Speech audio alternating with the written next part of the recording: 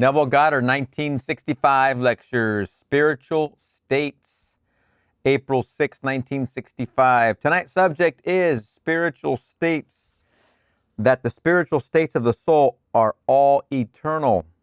Learn to distinguish between man and his present state. When we open the Bible and read any passage whatsoever, we encounter men and women. And you might think that they existed in time and space on this earth, and the whole vast world who accepts the Bible will take it in that light. May I tell you, the Bible has no reference whatsoever to any person that ever walked the face of the earth, to any event that would ever occur, to any event that would occur that ever occurred on earth. But man has mistaken these characters, these personifications, for persons, and the gross first sense for the ultimate sense intended, and the vehicle that conveys the instruction for the instruction itself. If you sat with that one sentence for like an hour, man, that is profound. Brilliant, of course. Neville's mind, of course. That spells out a lot right there. In the current issue of Time magazine, we don't have that hour right now, okay? We're in fast-paced mode. In the current issue of Time magazine, I got mine today, under the head of church, here was this brilliant man of letters, D.H. Lawrence, considered a brilliant writer, a master in the use of words, and here he said, the resurrection is simply Christ becoming aware of sensual love. That's what the resurrection is to D.H. Lawrence. There's another writer who bears a name that I would call a Greek name. I don't know him, never heard of him. He said, the last temptation of Christ is simply Christ struck with sexual desire. And that's exactly, if you remember the movie I talked about well earlier, I think it came out in 1988, I believe, The Last Temptation of Christ. They definitely portrayed that summary in a quote to that movie, for sure. Well, here are two men, undoubtedly. I know one is considered a great mind. And then in yesterday's Times, the LA Times, I read a little extract from what the Pope had to say the previous day, last Sunday. And here is one who is head of possibly 600 million who call themselves Christians. And he said that the Jew killed Christ, but he did it in ignorance because he did not know who he was. Now here are three men, leaders in their field, who still see this story as taking place on this level. They do not know the mystery at all. In spite of their titles, it either is revealed to you or else someone to whom it has been revealed tells it, and you believe it or you reject it and go along your business on this level. Christ Jesus is a supernatural being housed in everyone. Or one could not live, one could not breathe. Now let us take a state, a spiritual state. I mentioned the word, anyone instantly thinks of a man. He is the first patriarch, as tradition has it. Tradition has it that he lived 4,000 years ago. You can find it cataloged the very day and month of his birth on earth, and scholars will spend, limitless hours trying to find the exact day and month because they give him a father. His father is Terah, Terah. So here now we have one called Abraham, where real civilization begins in Abraham. He is told that he will have offspring more numerous than the sands of the sea. Can you conceive of that? More numerous than the stars of heaven? Here is a man, all right. All will come out of Abraham, we are told, but only a certain kind will come out. So let us see how it begins in the 12th chapter of Genesis, where he is told to leave his home, leave his father, leave his kin, and go into a land that I will show you. Verse 1. Then we turn over where now the real beginning starts in a dream, the 15th chapter of the book of Genesis. And as the sun was going down, a great sleep fell upon Abram, and a dread and great darkness fell upon him. And the Lord said to Abram, your descendants will be sojourners in a land that is not theirs, and they will be slaves there, and they will be opposed for 400 years. Verse 12. Now you read that, and you think a presence called God is speaking to a man called Abraham. Hasn't a thing to do with that. Abraham is an eternal spiritual state. And you and I enter that state and do exactly what we're told here in Scripture. We fall asleep in that state. Then we have the dreams. This dream of horror, which is this world. You don't have to look very far into your news supplier, the guy or the source or the social media that's supplying you the news, to see horror, do you? It doesn't last 400 years. 4 is a symbol. Every letter of the Hebrew alphabet has a numerical value as well as a symbolical value. 400 is the numerical value of the last letter of the Hebrew alphabet. That letter is Tau, T-A-U. The symbol of that is the sign of the cross. This is the cross, the only cross on which Christ was ever crucified. No wooden cross. No matter how many times you see that Monty Python skit of them up crucified on the cross, and they're all singing, always look on the bright side of life. I can't whistle right now, but you get the idea. I will attach it in the description because it is that funny. It's not a wooden cross. This is the cross. Right at your birth from a woman's womb is when you're crucified. That's the cross. This is the tree, as Blake said. This is the tree. As Blake said, the gods of the earth and the sea sought through nature to find this tree. But their search was all in vain. There grows in the human brain. There grows one in the human brain. That's where we are nailed. Christ is nailed upon this tree, upon this cross. No Jew ever nailed him on this cross. He nailed himself on this cross. As we are told in the 10th chapter of the book of John, no one takes away my life. I lay it down myself. I have the right to lay it down and the right to take it up again. Verse 18. No one takes my life. And it's from this book of John that the Pope was quoting to justify his claim that the Jews killed him. Had he turned only 2 chapters over, he was quoting the 8th chapter. Had he gone over to the 10th chapter, he would have found this. Surely he must know it. But seemingly you can't seem to know it until it's revealed, or you hear it from to whom it has been revealed and you believe him. We are told that a truth embodied in a tale shall enter in at lowly doors. But how long it's going to take for this truth embodied in a tale to enter in through these lowly doors? It's been now hundreds and hundreds of years, and men in positions of trust still do not see the mystery. While they quabble over their power and their resources, their finances, and just look outside. That's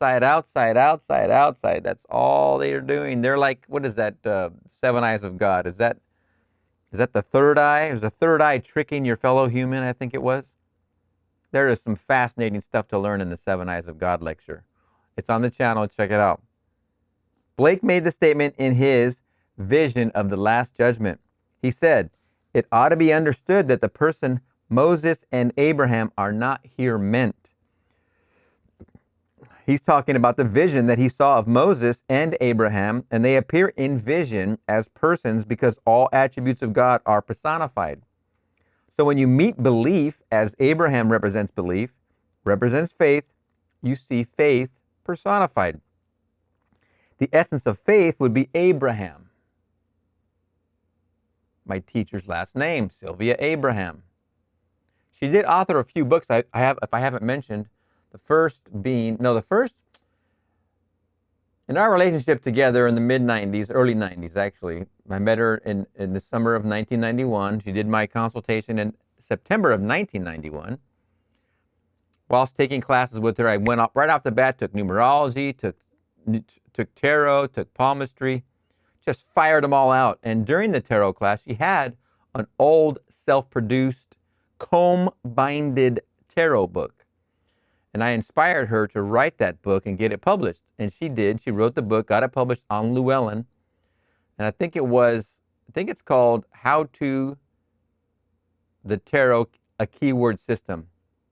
Something in that nature. It's on Amazon, Llewellyn. And then she followed it up with how to, I think there's a part 2 to that book. I forget what it is. Later, through a lot of effort, I wanted to publish her book. It didn't work out, her numerology book. It didn't work out, so she went ahead and had it published, and I forget the publisher, but there's so many dang mistakes in that book. She didn't do that till way later, like maybe she did her tarot book in the 90s, got it published by Llewellyn, very stoked, she was happy, it was a wonderful time. And then she did her numerology book probably in the late 2000s. Yeah, somewhere in that area. I think she passed in 2017, so it was around 6, 7, or 8, her numerology book. I don't know if that's on Amazon. I'll have to look and tell you. But her last name is Abraham. Faith. You look at this stuff from a little bit higher of a view of here's this level where you're experiencing it. Everything is you pushed out. But then you remove yourself here up a little bit and see these are all symbols. Everything is a symbol. It all reconciles back to the book.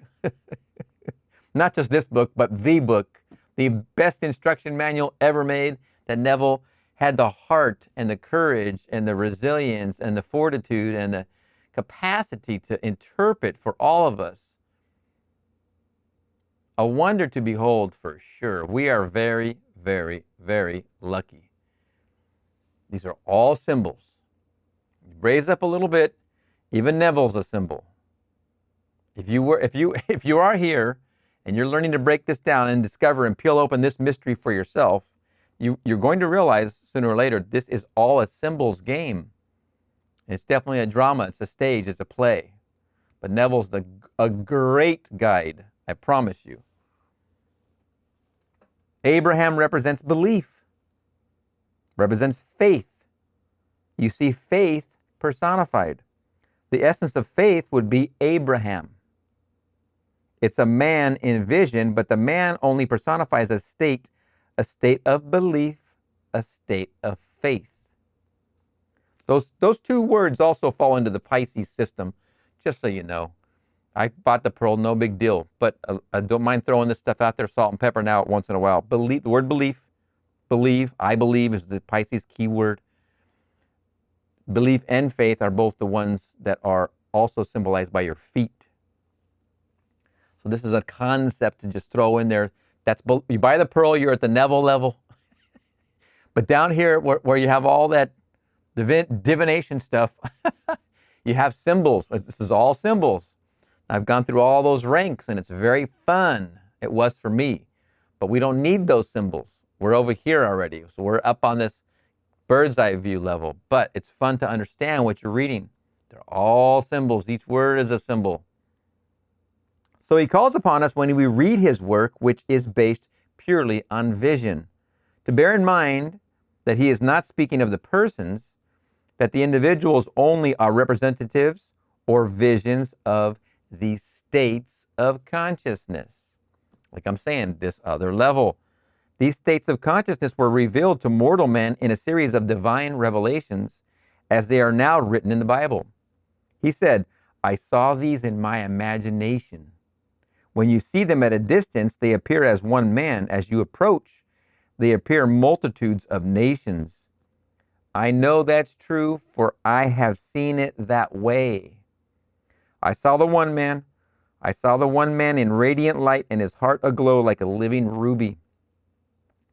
As I approached, it wasn't one man, multitudes, but an infinite number of men contained in one man. So here's the one man fragmented in this world and the states through which we pass, and we start with Abraham. Now, what did Abraham believe? We turn now to the 3rd chapter of the book of Galatians, and as you read it in 3 or 4 little verses, the 6th through the 9th, and Abraham believed God, and it was reckoned to him for righteousness. So you see, it is the men of faith who are the sons of Abraham. Now listen to this passage carefully.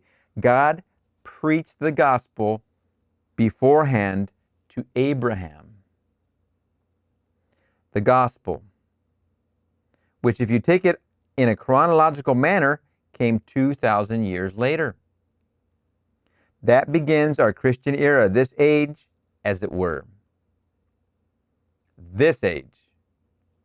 Abraham preceded it by 2,000 years, and we're told God preached the gospel beforehand to Abraham.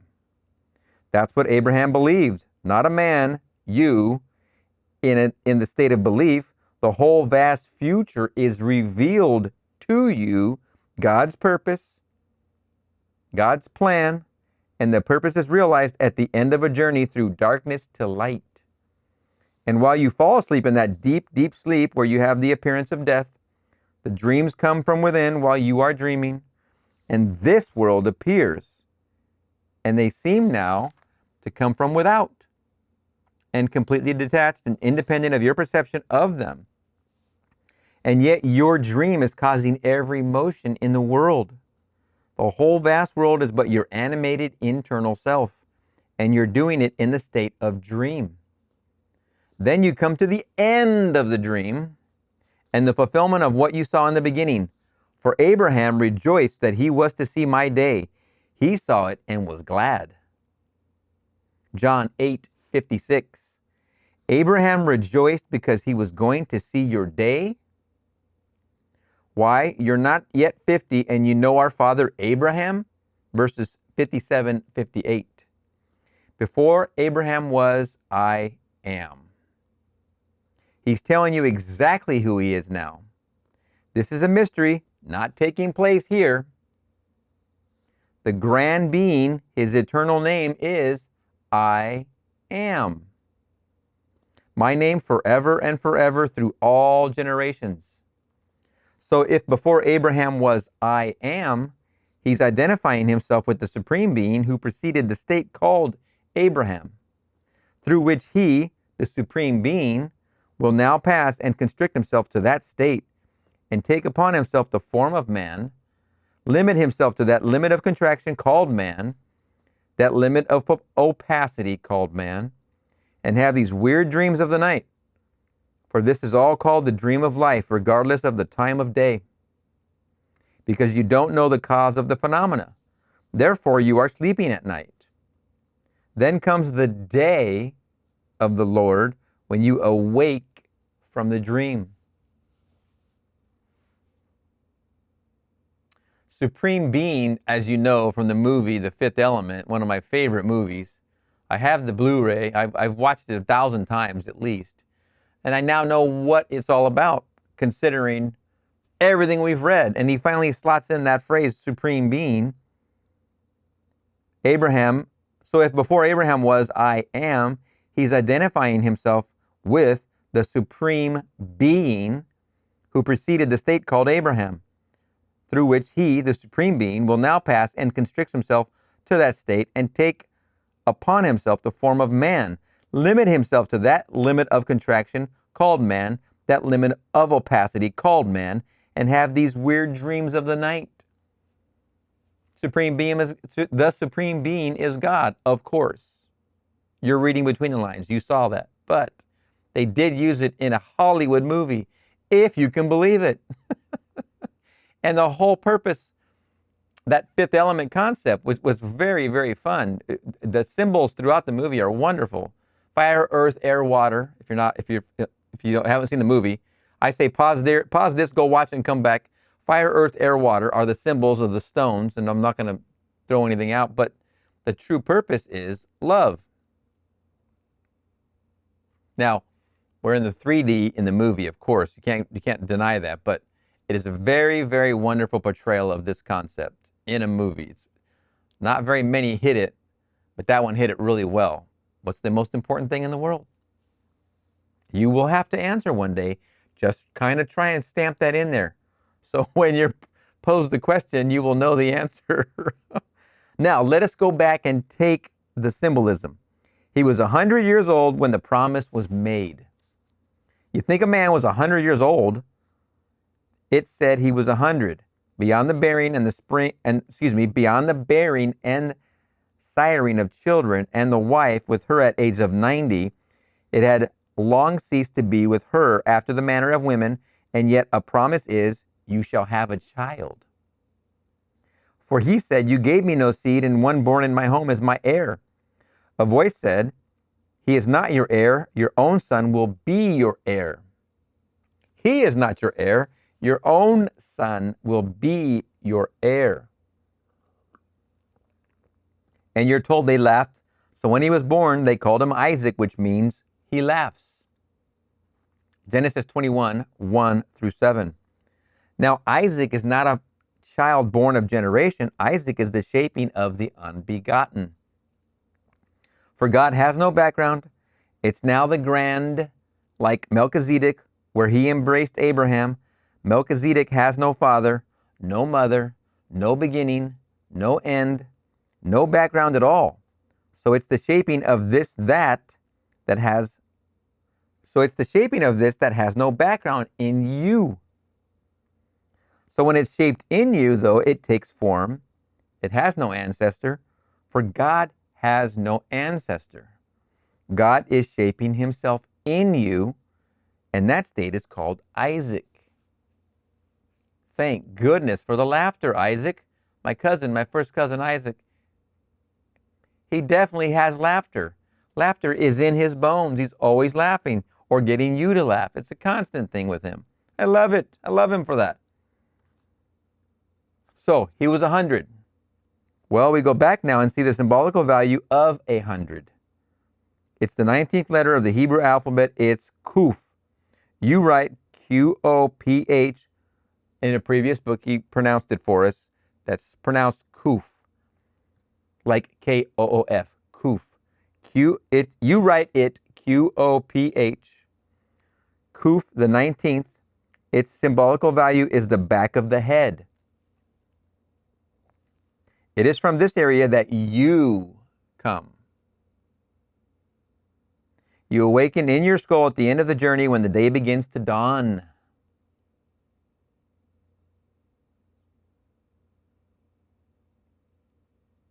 The new age is dawning upon you, or you upon it. And it's from the base of your skull that you come out. And you come out just in the same manner as a child comes out of the womb of a woman.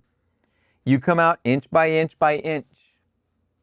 As you are pulling yourself completely out and you come right out, the symbolism of Scripture comes into being because there is a weird, unearthly sound of wind. The word wind and spirit are the same in both Hebrew and Greek. So he appears in the form of a wind. As you are disturbed looking at this thing out of which you came, you look back and the witnesses are there for the event. Remember, this is him.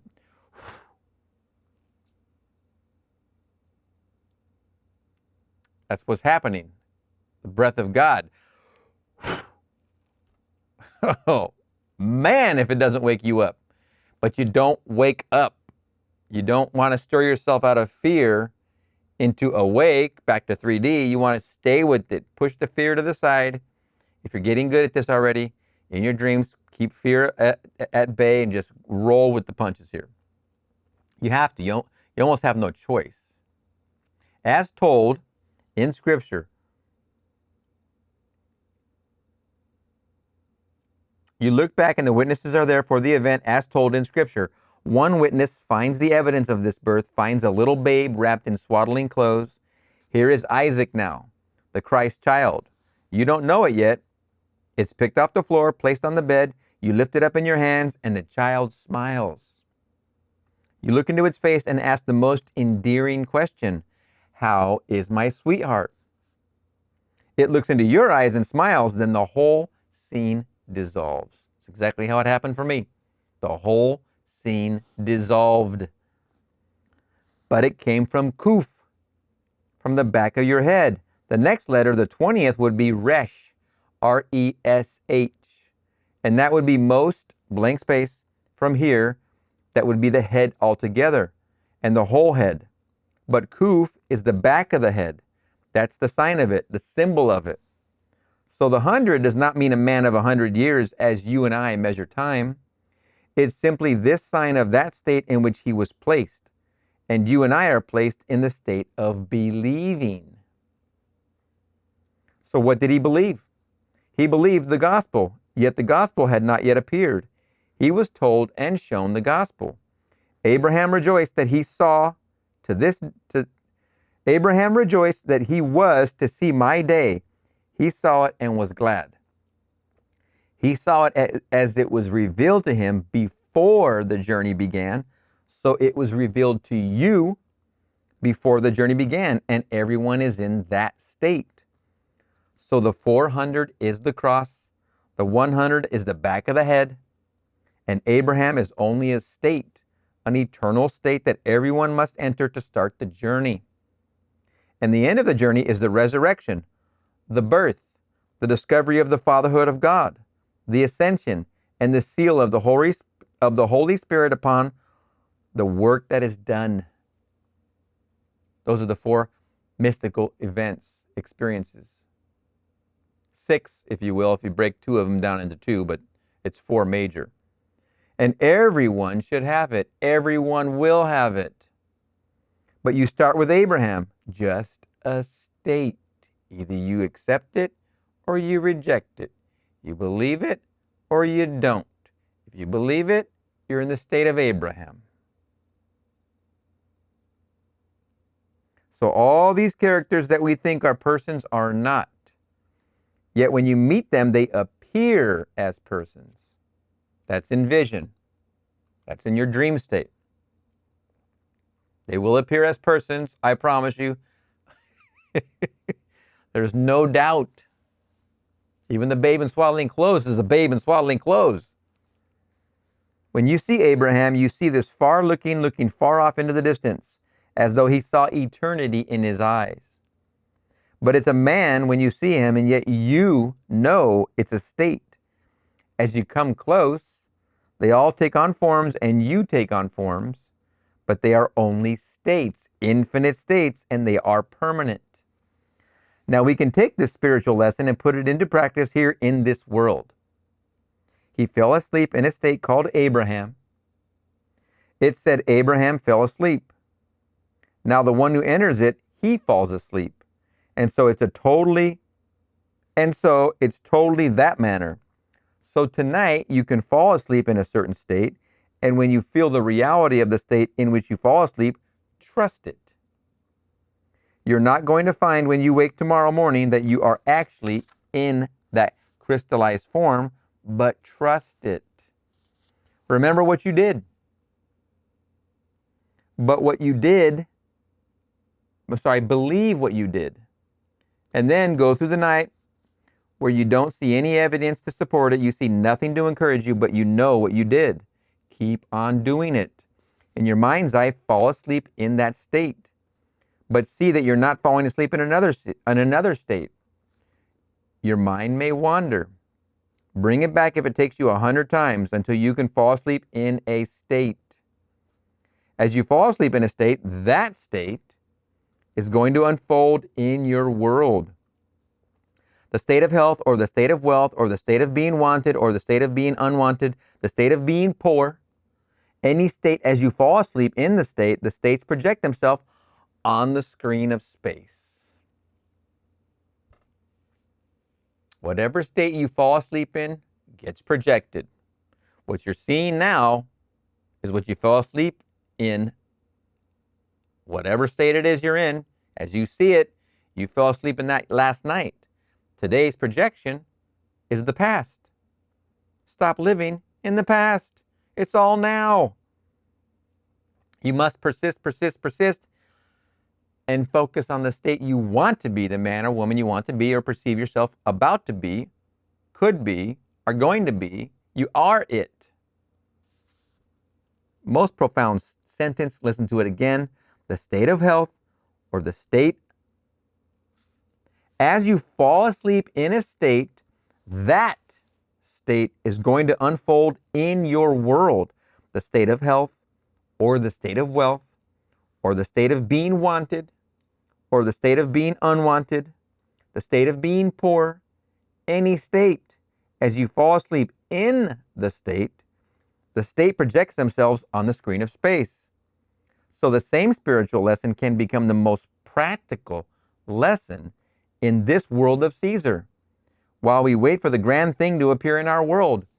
The grand thing to appear in our world means the promise. But previous sentence, so the same spiritual lesson can become the most practical lesson in this world of Caesar means you can put it to use for your grand practical use. Practical means I am wealthy. Practical means I am healthy. Practical means I am in love, happily married. Practical means I'm raising a family. Practical means that all means to me freedom. That's the practical use of the law. You're here to use the law, not to deny yourself the use of the law. You're here to use the law. Persist, persist, persist. Hang on. Do not quit. My favorite, stay the course. Maybe that's my ex-Navy. Maybe that's my ex-Navy feeling of being on the USS Enterprise for months at a time at sea, looking at nothing but blue ocean. Course, course, course, course, course, all over the place. Nuclear-powered ship. Didn't run out of fuel. Boy, oh boy, what a grand time. Oh, I only condone that activity if you're in your teens to 20s, man. Tough stuff, let me tell you. So, here, when you find these brilliant minds given all the space in these national magazines and powerful papers, leading and influencing the minds of millions of people, and they are sound asleep,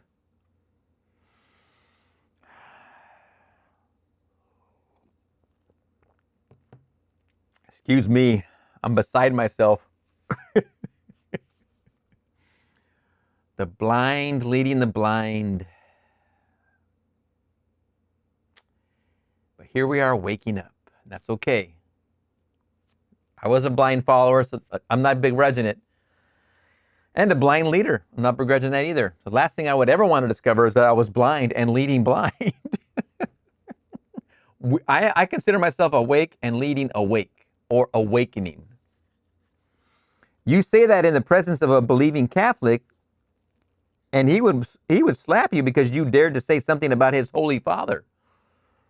Well, I am not given that way. Today, I reach the point I see no one in this world to whom and before whom I would bow. I don't care who he is, what position he holds.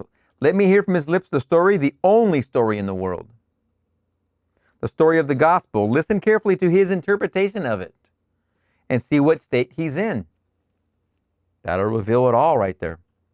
If he's not in that state of absolute faith in that story beyond this level, well then, what does it matter what he says? I got to throw this in. There's no one in this world to whom and before whom I would bow. Seth had a quote that I put on my wall in my bathroom. In 1991, when I started studying Seth, then I would return to my previous residence, and I had a poster in there, and then I put on that poster, I wrote it right there. It says, "The gods don't come kneeling, so why should you kneel to them?" I think that's where I put it. I forgot where I put that quote. The gods don't come kneeling, so why would you need to kneel to them, or don't kneel to them? I think it was more like that. That was from Seth, which made good sense. So if D.H. Lawrence comes out and tells me the resurrection is simply Christ awakening to the sensual love of all the things in the world, exclamation point. He doesn't get it, obviously. When this presence in the resurrection is above the organization of sex, exclamation point. It can assume any sex at will because it doesn't use sex to create. Its sex is all now in awakened imagination.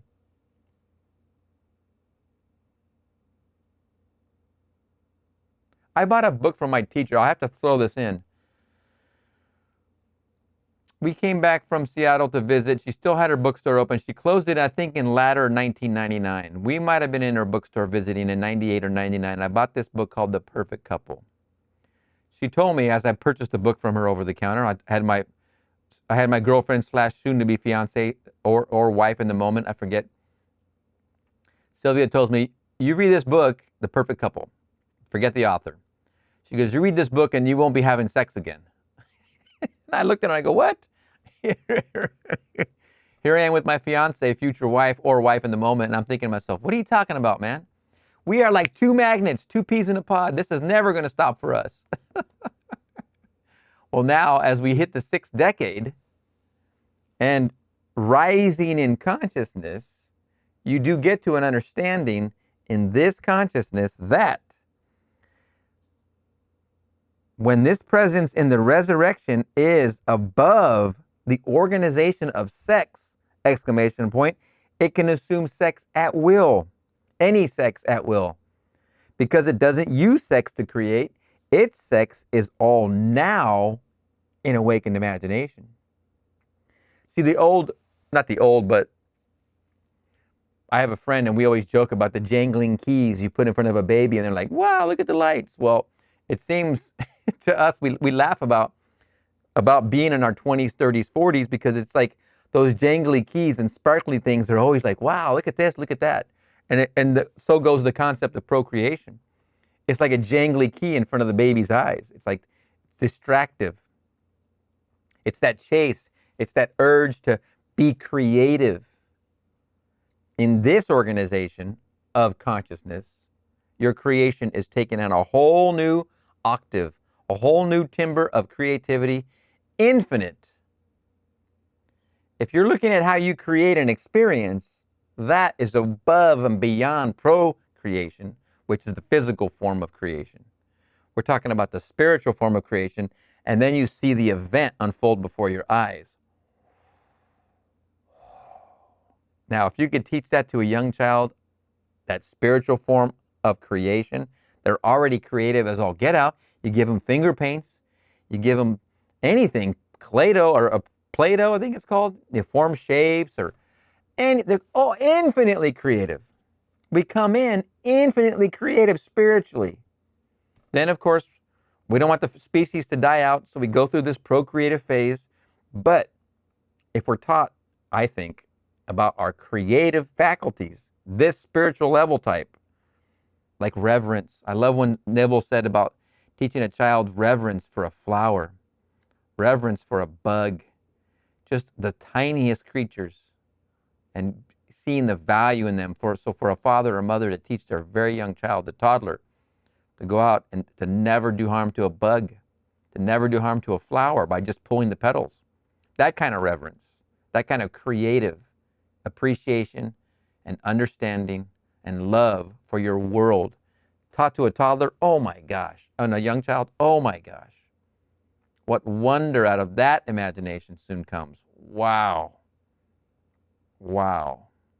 If you're in that position, take heed. Please. It's only on this level that sex, a divided being, is used. It's not used in the resurrection. And he tells me the resurrection is simply this sensual love, the awakening to it. By the way, my interpretation of The Perfect Couple, that book, I did not read it. It sat on my shelf. I think I got a second copy when she closed her bookstore and mailed me boxes and boxes of books. I ended up selling them both off, but my interpretation now, where I'm sitting now in this consciousness unfoldment, is that the perfect couple is this. It's when your outer and your inner wed, or the male of you and the female of you wed. This is how you bring these two things together and then create offspring, the son of you, which is your creation. So spiritually, you wed an idea into an assumption, impress your subconscious, and that objectifies. Subjection, objection. Put the impression, then see the expression. That's the perfect couple within the individual. Doesn't matter if you're in a relationship or not. That's what we're talking about. That was my interpretation of that book called The Perfect Couple. I never read it, but just the cover told me enough. I get it now. I didn't get it then. And he tells me the resurrection is simply this sensual love, the awakening to it of all things in the world, exclamation point. And these are supposed to be brilliant minds. Then another one comes and tells that a certain race of people called the Jews killed the Lord because they didn't know who he was. In this very book, no one takes my life, I lay it down myself. I have the power and the right to lay it down and the power and the right to raise it up again, to pick it up again. End quote. So I tell you, this story is eternal. But when you read it, see states. Don't see people. When you read the Bible, see states. That's the simplest instruction Neville ever gave. Don't see it as historical facts. See it as salvation. And see states, spiritual states. As he said, it's not secular history. It's salvation history, the Bible. I like to call it just a big instruction book. But when you see the personifications, those are spiritual states. Isaac is that state. Jacob is the state. Abraham is a state. And they all represent these eternal spiritual states. Distinguish between the man and the state. You can be in a state from morning to night. You can have a dozen states in a dozen seconds. It's entirely up to you. I am hungry. I am thirsty. I am tall. I am short. I am fat. I am skinny. I am poor. I am rich. You can have a dozen in 12 seconds. Think about that. You can have a dozen states in a dozen seconds. It's entirely up to you. But the state that will work, the clue is given us in that 15th chapter. And when the sun was going down, a deep sleep fell upon Abram. Then it begins to happen. When the sun was going down, a deep sleep fell upon Abram. And then, what kind of sleep was it? A dread and great darkness fell upon him. Then the Lord tells him the birth pains that will follow. For these are all the birth pains to bring forth what he saw. He saw the child. He saw him coming out of the back of his head. But he saw him only a symbol of himself. For he would come out. And he will be the one speaking to himself. He would be God moving into an entirely different world because he dared to contract himself to this limit in order to extend and expand his creative power. There's only God in this world, nothing but God. So in the end, there's still only God.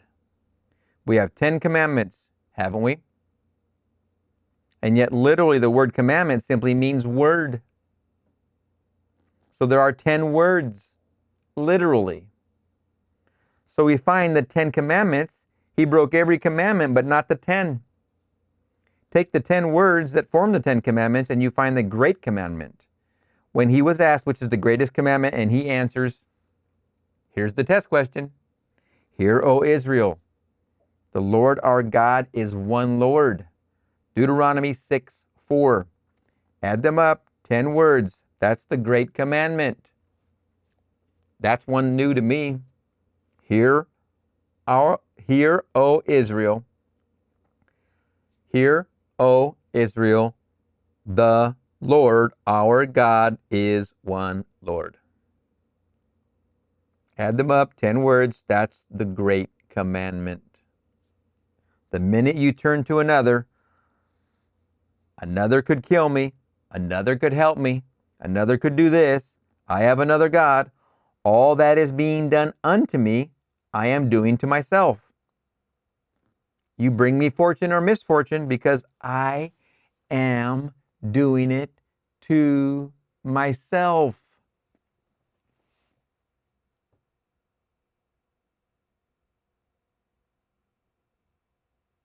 You have to get that. Anything coming to you from without is from within. There is only God. So, hear, O Israel, the Lord our God is one Lord. These are the words that really mean the 10 Commandments.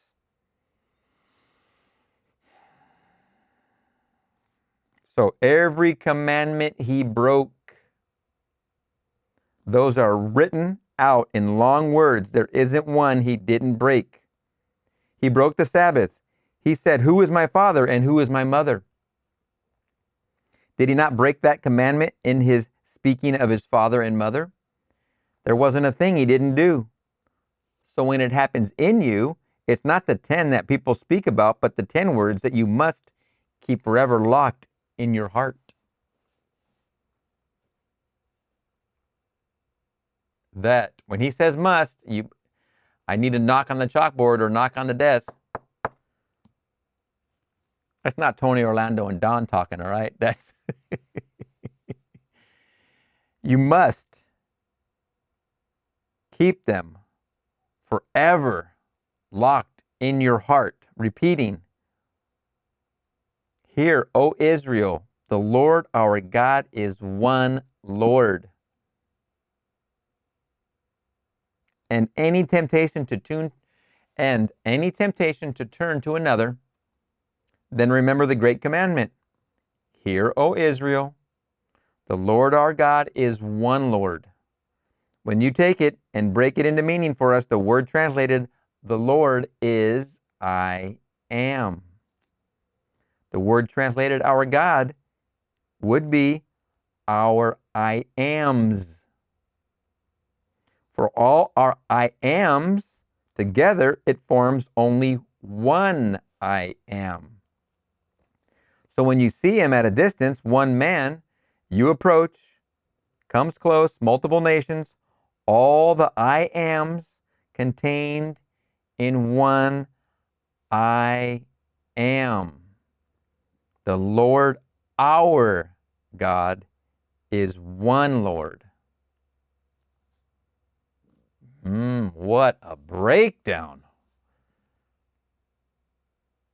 I just feel like I'm a roasting piece of meat and the gravy's just lapping on top of me. That's what I feel like right now. It's just so delicious. Scrumptious. It just feels that way. I'm just roasted over here. This is next level Neville right here.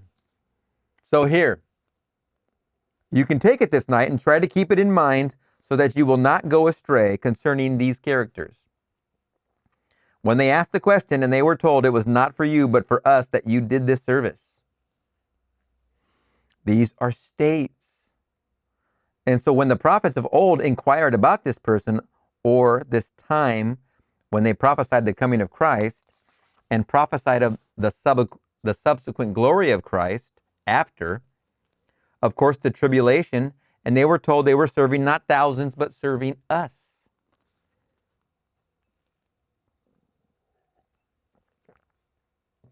All these states, when animated, speak their contents. And so they're asking and speaking, when is it going to happen? But they're not. They're only states. And you come upon these states. They look like people, look like individuals as you do, but they're only states. There isn't one that you will ever go astray in identifying. It screams at you who it is. And yet they're not characters of history as we are. We are the Elohim who actually became man for a purpose. And the purpose was to extend and expand our creative power. So let no one tell you, as I told you earlier, only quoting from these three people, just what Christ is. That's not Christ. Christ is this superhuman, supernatural being buried in you. And the nearest I can clothe him in a word is your own wonderful human imagination. That's God. One with the supreme deity, which is supreme imagination. Doesn't differ, save we are keyed low here, and therefore it takes a little time between the imaginal act and its fulfillment. But on these higher intensities, it's instantaneously. And my argument, back to Neville, my retort, if I may, is that I understand why he uses the phrase little time between the imaginal act and its fulfillment. I understand. We're only speaking to the 3D, but the sooner I'm using time right there. Let's say it this way. As you self-persuade, I can't even get away with saying anything without using the concept of time. As you become self-persuaded, become is the concept of time. Self-persuasion dictates the transition to the state you want to be from the state you were. Those all have time in them. Want to be, were, time. It's all now. But this has to be reconciled into a now concept. But speaking to each other in the 3D, we have to use the concept of time now and then. It takes a little time between the imaginal act and its fulfillment. Keyed low. But on these higher intensities, it's instantaneously. That would be in the new age, or in obviously having experienced the mystical fourfold experiences, you get a taste of the power. So here, you try it tonight and take this message concerning this, and when you read the story, the minute you open the Bible, you're looking only at states. But they must be told in a certain form in order to get over to the mind. So they tell them in story form. They take a being and call it Abraham. They take the forming as though I were a grand sculptor or some potter, and I'm fashioning something, and the act of fashioning, they call it Isaac. And I'm going to make something so pleasant, so beautiful, that when I finish, it's going to laugh. I will smile with him. Together, we agree with the beauty of the thing. It's so altogether lovely, I call it Isaac. And so it's not some little thing coming out from an old womb that was beyond the age of bearing. No, not at all.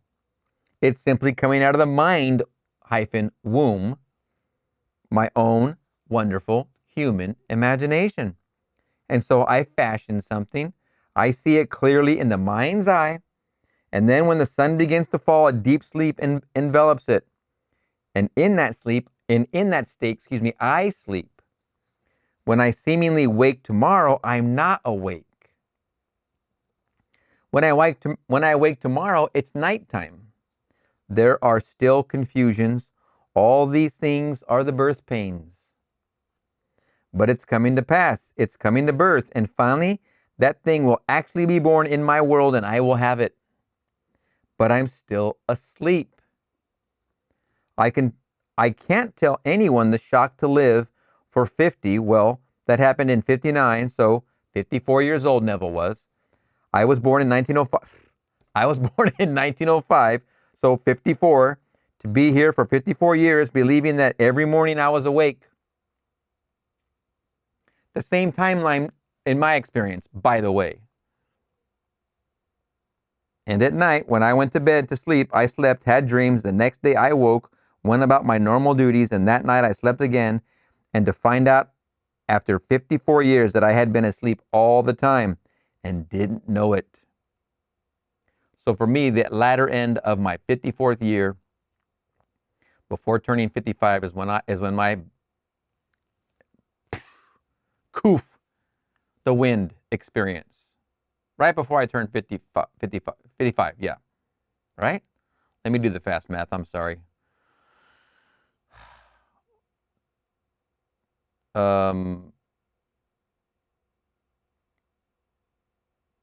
55, 56.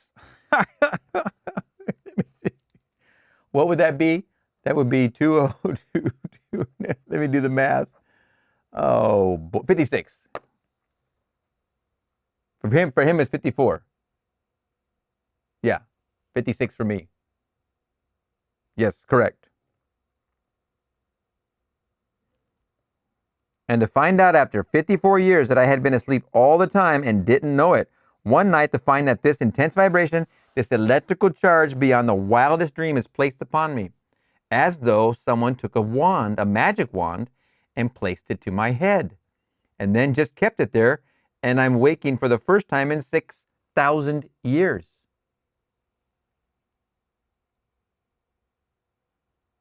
I've been sleeping that long. All of a sudden, he's putting it to my head and I'm awakened. A magic wand. Awake, O sleeper. And where do I wake? In Kuf, right in my skull. And where do I come out? Kuf, the base of my skull. Therefore, who then was in that state of Abraham? Well, that's what he is. He's 100 years old, has white hair, and the journey was on the cross 400 years. And the journey is here. You come out and detach yourself from the cross because you see it on the bed, the ghastly pale thing, and that was the cross from which you have been detached, from which you've been resurrected. And then comes the symbol of your birth in an entirely different plane, a different world. And those who belong here come and they can't see you. Because you are not, at that moment, you are not in this world, referring to the witnesses. They're in the world of 3D. He wasn't in that world in that moment. But for the unfinished business, you pick up that cross and carry it for another few years to tell the story as it happened to you. To deny, yes, to refute those who are the blind leading the blind. If the blind led the blind, they both fall into the ditch.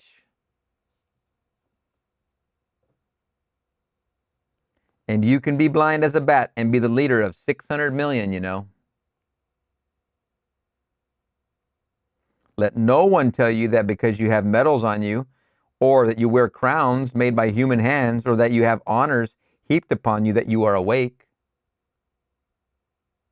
I mean, you really got to ask yourself, I mean, he pretty much nailed it down already, but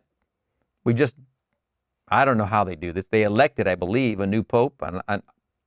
I was at the Vatican last year, so I mean, I looked around, it was a pretty bitchin' place.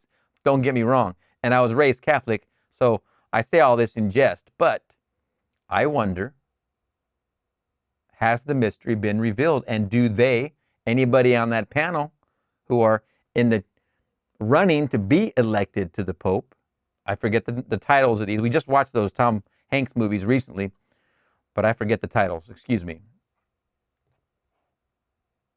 I wonder how many, if any, because we know it's a very small percentage of us, are in revelation of this great mystery. It's a very interesting subject, isn't it? Today, just reading the stories of the blunders of every war that man has ever had, read what they did with all their medals. All right, so 100,000 were killed here, but he who maneuvered the whole thing, he wasn't. But 100,000 killed there by someone's plan, and he was so wise. Today, if we appoint anyone to some office, instantly he becomes an expert. Read it in the papers. Our White House appoints someone as an ambassador. He doesn't know where it's even at. He can't find it, can't spell the name, never heard of it before, but instantly he's an expert on that land. And it happens all day long, so forget it. The one thing that this state was shown was the gospel. Read it carefully. God preached the gospel beforehand to Abraham.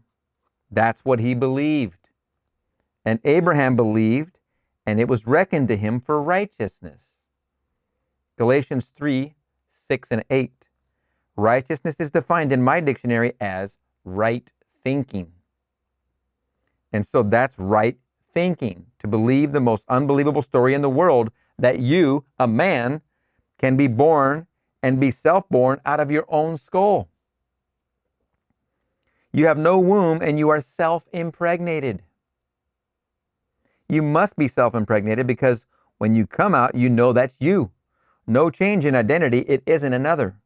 You come out of your own skull, you were there all along, and you were there sound asleep, but dreaming within, and see what your dream is. You realize you're dreaming all coming from without.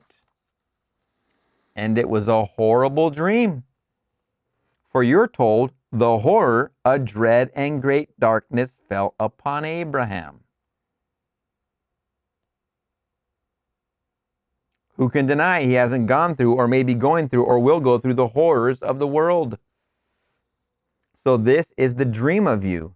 And as we enter the state called Abraham, in that state we see the future, and then we fall sound asleep. And though we will deny it today, we aren't going to break the spell because we accepted it and then fell asleep. In a sense, we knew what was coming.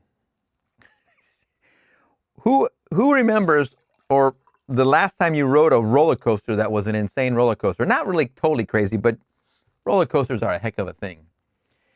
You meander upon, you get in your chair or seat or whatever you call a car or whatever, and they put the rail down and you're like, okay, this is going to keep me safe. But once that thing leaves the station, you realize you are not in control. And you also realize that you agreed to get on this thing. That moment in your mind is the moment we're talking about. You knew beforehand what was coming. Yet you still, with courage, with discipline, you got right in. You want the ride, the experience. It expands his creativity because you are him. The thrill of it all, the horror of it all. Roller coasters, what a great analogy. That sleep is so deep, not a thing happening on the surface of this world is going to disturb it. So don't ask yourself, did I enter that state? Have I already accepted it? I'll tell you, you did, you accepted it. But the dream hasn't come to an end. And everyone must dream the dream of life. Everyone. You go through this furnace of affliction, and then the thrill that comes to you when that magic wand is placed upon you, exclamation point. You can't stop it. You wake and wake and wake as you've never been awake before. And there you are, enclosed in your skull, a sepulcher. You know, he said wake 3 times. And for me, that wind happened 3 times. In February, no later than March of 2022. I discovered Neville January 1st, 2022. I had already had mystical experiences in the past, but none like that one. And it was about 3 in a row that I had them. Funny, he says wake and wake and wake. You know exactly how to come out because it was shown to you in the beginning. Before that, and out you come. It was shown to you in the beginning. So you know what's going on.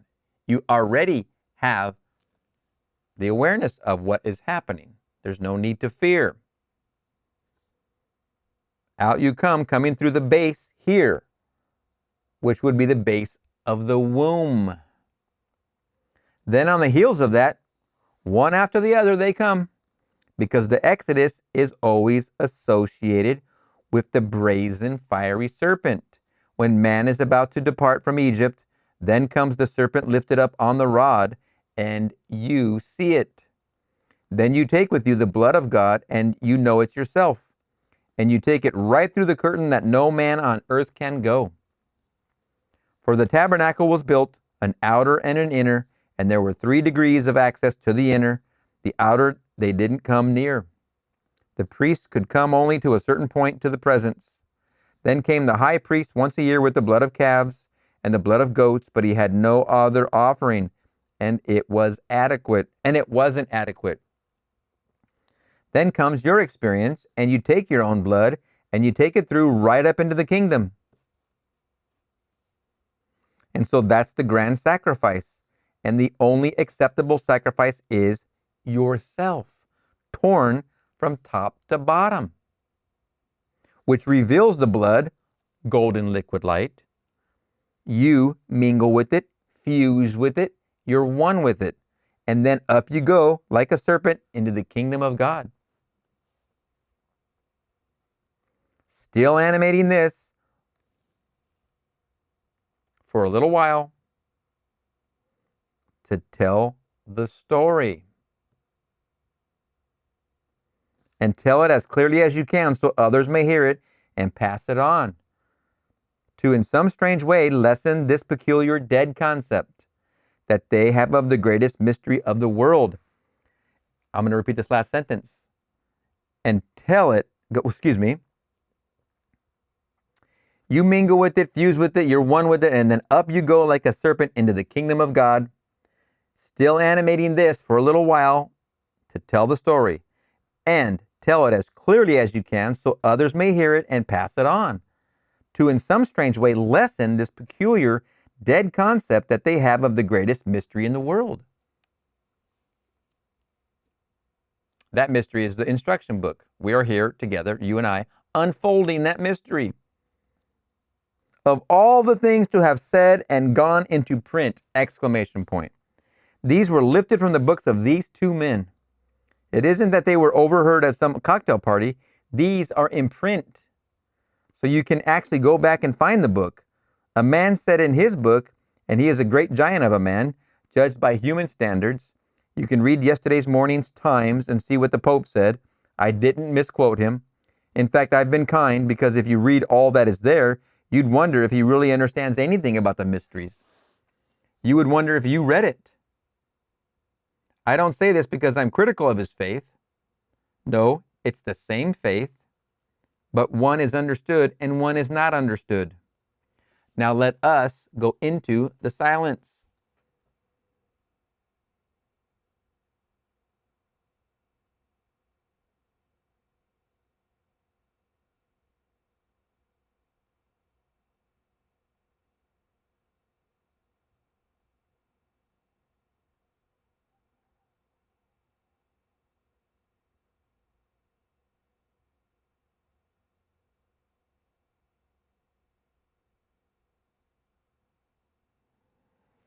Don't forget your breathing rhythm.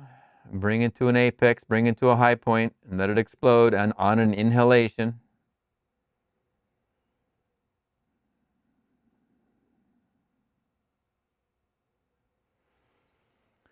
All right. Your exhalation is your relief because you just created the snapshot. Question, Neville. After we enter the kingdom, what then? Party time. Sir, you are told that no eye on earth, no ear on earth, no tongue could express what God has already prepared for those who love him. Really, you can put that backwards. For when he loves, because he loves all. You can't conceive. How could you conceive of an entirely different world where everything is subject to our imaginative power? Where your body is not the body you have now. You don't wear these bodies. These bodies are burdensome. These are the bodies of slaves.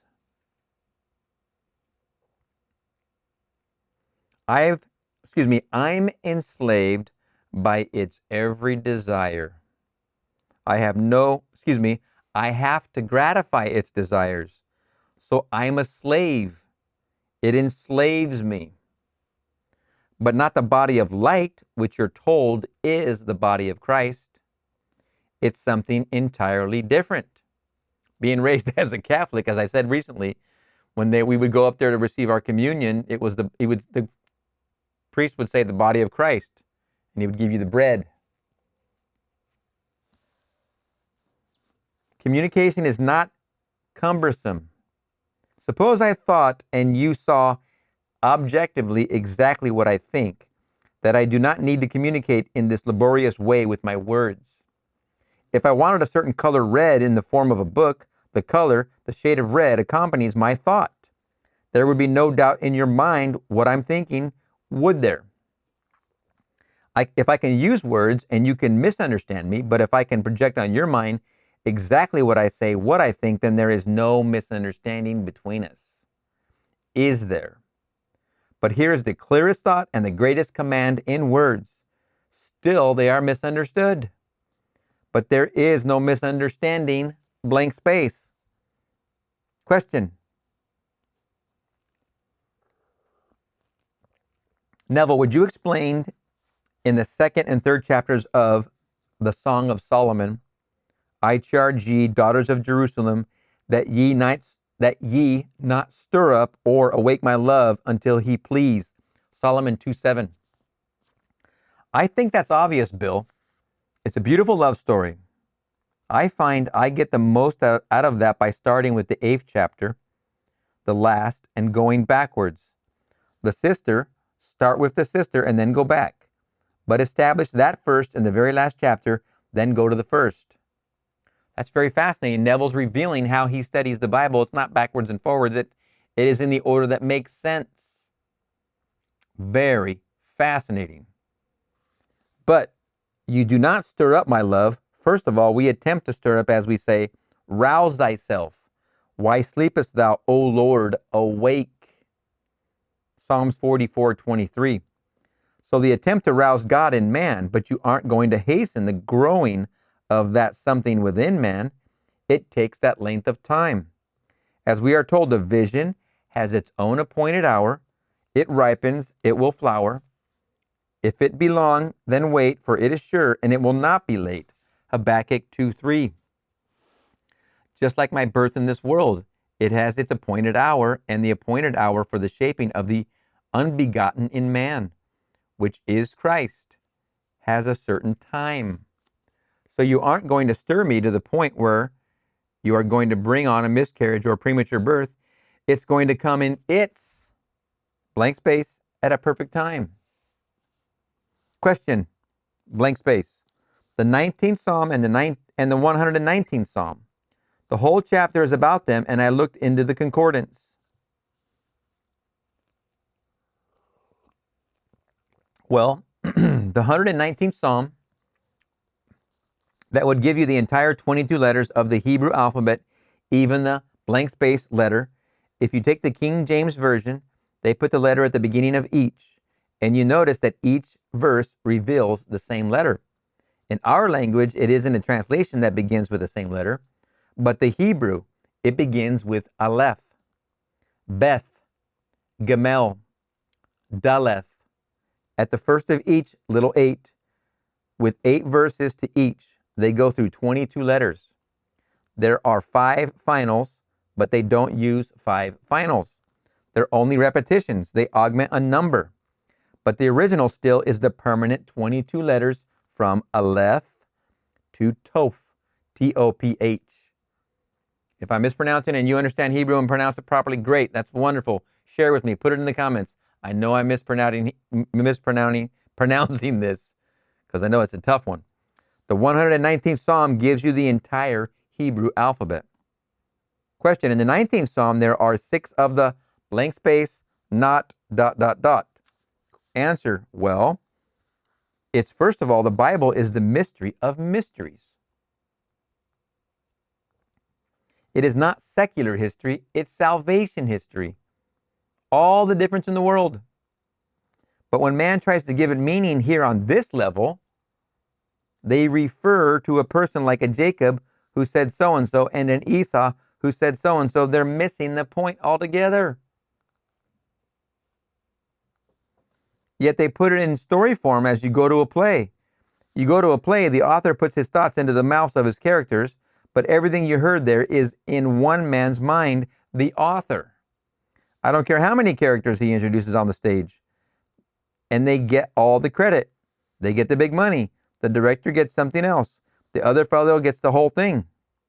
But the one who really gets the whole thing is the author. Every word is coming out of the mouths of all these actors. Some are good actors and some are not so good, but everything is from the author.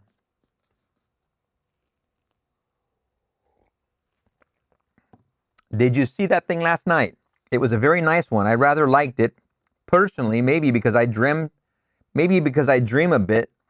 I like to alter this, but what I'm getting at, the author did the whole thing. The picture got the award. All right, who did it? And they all said George Bernard Shaw. He didn't do it. Go back to Pygmalion and Galatia. I think it's Galatea. Galatea? I'm at a loss for the. Go back to Pygmalion and Galatea and Galatea. That's where the origin of that thought was, the transformation of the dead. She wasn't dead, but I mean she was so far below the cultured level that she rose to that. She was, relative to that, dead. He raised her up to his own level to the point where she transcended him. And so the author is not anything here, but the author did that entire picture. It's only the author. Who is the author of this all? God. Are we not told he is the author and the finisher of our fate? That's one of the titles given to him, the author and finisher of our fate.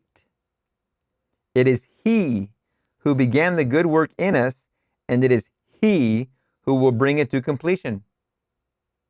Philippians 1:6. It is he, the grand Pygmalion, and when Galatea becomes animated, well, to whom did he pray to make her an animate being? He prayed to the goddess of love, for he loved to do it, and God is love. The minute she became animated, the very first word that comes out of Galatea's mouth is the name of her creator she calls Pygmalion. Now, the first word that comes out of us when we become animated is the name of our creator. The little baby, before it knows how to speak, it is aware that it is. And it is saying, without the audible sound, I am.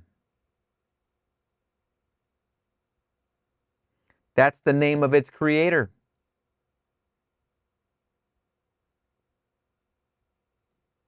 It is so much itself that it never thinks of another. It is self-begotten. Question. This dream from which we ultimately awaken, does that encompass one life or a number of lives? Well, 400 years, 6,000 years, whatever. Think about it. Good question. Well, sir, it's, as far as I see it, they're not lives as reincarnation. I do not go for that thought of reincarnation. I say at death, what we call death here, man is instantly restored to life without loss of identity. The play is finished. God's play is finished. You will be inserted in a section of time within this already finished play, best suited for the work yet to be done. The day will come. Within that same play, you will be awakened in your skull and brought forth from it, and you will leave this age. This is called an age, and you will enter what the Bible speaks of as that age. They speak of two ages. The age of generation, where we procreate and are born, and an age where we rise above sex, as given us in the 20th chapter in the book of Luke, where man is not anymore a part of the world of procreation. He rises above it after he is awakened from the great sleep. Luke 20:35. In other words, question, in other words, we are recast? Answer, recast, but the same actor. Question, but you said the work to be done means what? Answer, well, Christ being formed in you, the unbegotten being shaped in you. As we're told, my little children with whom I am again in labor until Christ be formed in you. Christ being the image of the invisible God, Galatians 4:19. So he is making his image, but it's a living image, not just something reflecting him, it's himself. He's bringing you forth completely individualized as God. Question, does it state the number of stages? Answer, Blake claims in many of his passages of Jerusalem, I know all of his works. In Milton, in other parts of it, he claims he knows it takes 6,000 years. 1,000 years being in scripture language as a day. If you took it 6 days to make man, then 6,000 would be 6 days. Speaking literally, for 1,000 years is as a day in his sight. Blake claims that I behold the visions of my deadly sleep of 6,000 years. Jerusalem, plate 96. Wonderful question, wonderful answer. Question, is it possible to know at what point you are? Answer, these are good questions after a good lecture. Sir, that question was asked and answered in the first chapter of Acts, and the reply given there is for all time.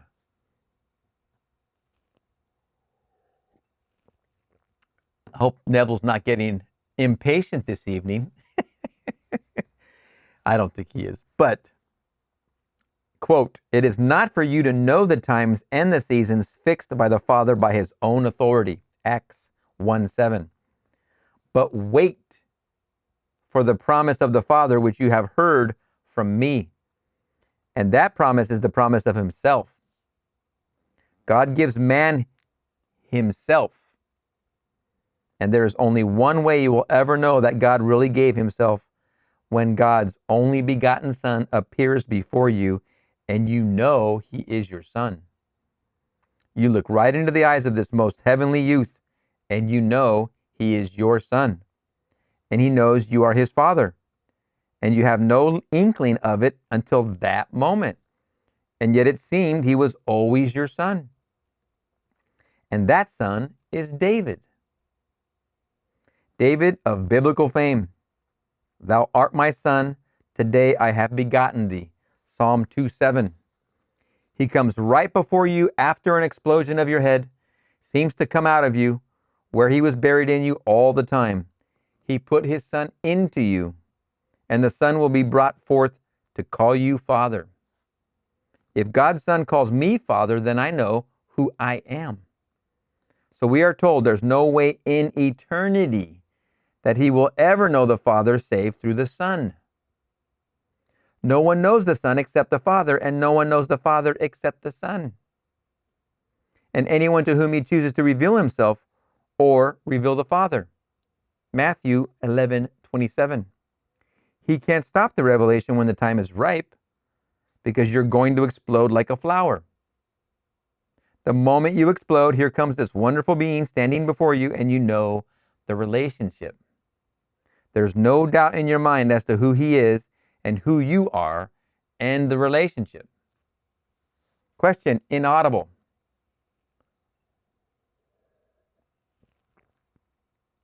Answer, I find 4 great steps. The resurrection and the birth from above come together. Resurrection precedes the birth by a matter of moments. Then 5 months later comes the Son, revealing you as Father, as the Father. 4 months after that comes the splitting of the temple of the body from top to the base, and you are parted as though you were parted this way many, many inches. And then you look at the base of the spine and you see this golden molten pool of liquid gold. You know it is yourself, and as you know it is yourself, you fuse with it. In that liquid form, like a serpent, you ascend what was the split spine, up you go into your skull, the kingdom of heaven. You go in there in the most violent manner, as told in Scripture. Those who enter, enter violently, as though you were actually burrowing into a certain area of it. Where I went in, I went here, up this way, but tried to get out, though here, as though this whole thing is being formed out of living stones. And we are that living stone, like a living serpent. And God's temple is being formed. Well, he's forming it out of living stone. We are the living stone. And this is the area where I stuck with all of my force. I tried to get through, couldn't. I was stuck here. But I went up in tremendous power in a serpentine manner. Now that was the third.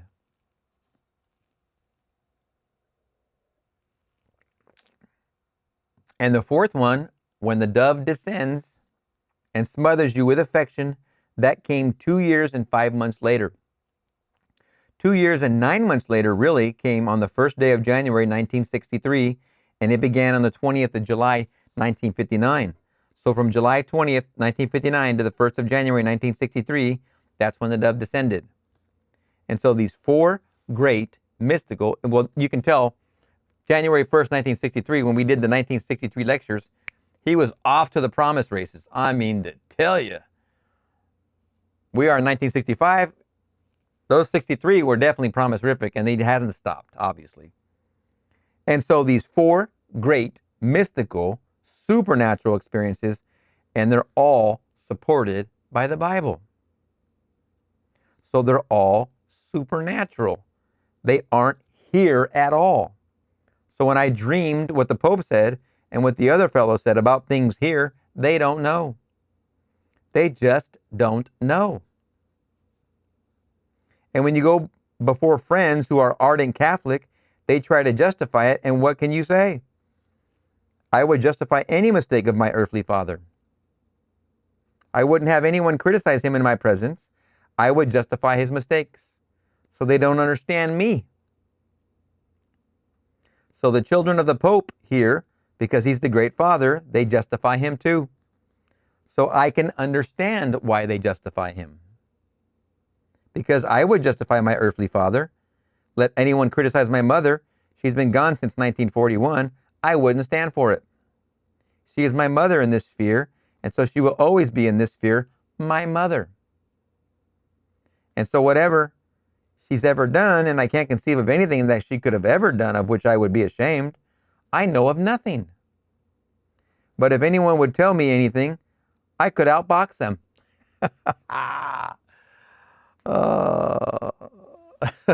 Neville saying he kicked some ass. Neville would outbox him. Sir, I think we will be going fisticuffs over this. Oh, man. If anyone would tell me anything, I could outbox them. And so that's how I feel toward my earthly parents. Well, certainly if he, blank space, and he is misinformed and he has his own misconceptions of what the mystery is all about. I'm telling you from experience. I'm not theorizing. When I take this platform, I try to conform only to experience. And as I read the Bible and light comes to it, as it were, then I know I'm on the right track. These things I have experienced. And I know this much, no one is going to fail. If you're watching this and you're keeping good score at home and you've been here from the beginning, you're not going to fail in your use of the law of assumption. I guarantee it, because you're still here. You're the brave ones. You're the courageous ones. And if you're new here, welcome. Stick around. It gets better and you will not fail. So when they try to frighten people that someone is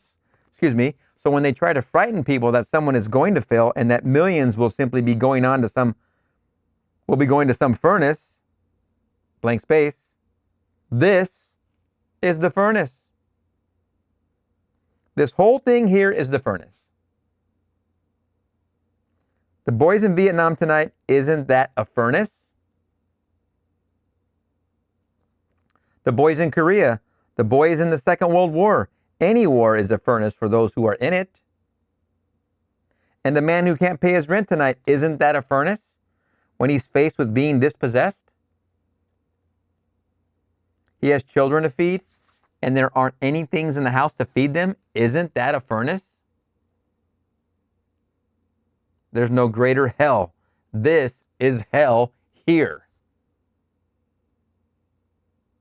You can't stand burning to a certain point, and then the system collapses and you feel no pain after that. So you can do that anyway, but the system will collapse when you're worried about money. You still feel the pain morning, noon, and night. You dream about it, so that's hell. But you put a person to a certain point of torture, and he reaches a certain degree, and he can't stand anymore. And then he feels nothing, and that's not hell. But you leave him in a world where he's got to struggle to pay and buy the necessary things of life, and that's really hell.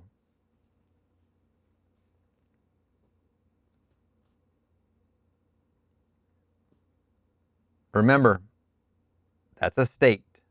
What Neville's been describing about, let's say, poverty, or let's say the concept of worry over money is poverty. Mind is a state of consciousness. You, by now, if you're keeping good score at home, you know how to free yourself from that to the state of wealth. I am wealthy. I am strong. I am secure. We have been placed in hell. This is the Christ went into hell. And so you read the 8th chapter of the book of Romans that the creature was made subject unto futility, not willingly, but by reason of the will of him who subjected him in hope. What was the hope? That he would simply be set free from this bondage to corruption and obtain the glorious liberty of the children of God. Verse 20. So I didn't beg for this. It was imposed upon me. But the end justifies the horror. Don't forget, what was the actor in the movie Apocalypse Now with his famous final words in the scene and towards the end of the movie? Why do I forget his name? Isn't he in things like Streetcar Named Desire? Stella! That guy. Why did his name not want to be in my mind right now? Apocalypse Now, the main character, bald head, end of the movie. The horror. The horror. That's those last two phrases. I mean, that movie struck me deep, for sure. I don't know if you've seen it. If you haven't, pause this, go watch it, come back. But there it is right there. There's what, obviously we're in 1965. I do not know if the maker of that movie read this. I don't. A lot of people in Hollywood, I believe, were very influenced by Neville, for sure. He was giving meetings right there downtown. So I didn't beg for this. It was imposed upon me, but the end justifies the horror. So the end, God gave me himself, an individualized being that is forever a creative being. So we are individualized, and may I tell you, tend forever towards ever greater and greater individualization. No loss of identity. With a new body altogether, that's an immortal body. Doesn't wear out. And how these things wear out! Exclamation point. That's part of the furnaces. Did you see last night's wonderful display? Had all the old actors and actresses there, question mark. It was one moment that you felt a little bit sorry when they put light on them.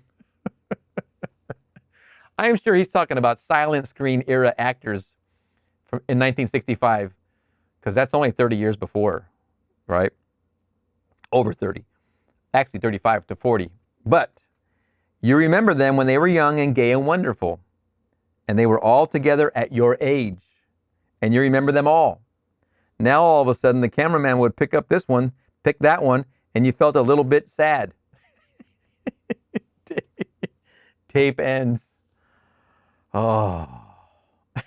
I have a friend that likes to remind us, our friends, about certain bands. Boy, these guys are old, and or that actor or actress, and I'm like going. He doesn't really talk about Hollywood. He talks about musicians, and I'm like, dude, I mean, come on. And my running joke about that whole thing is that you know you're old when you stop seeing older people.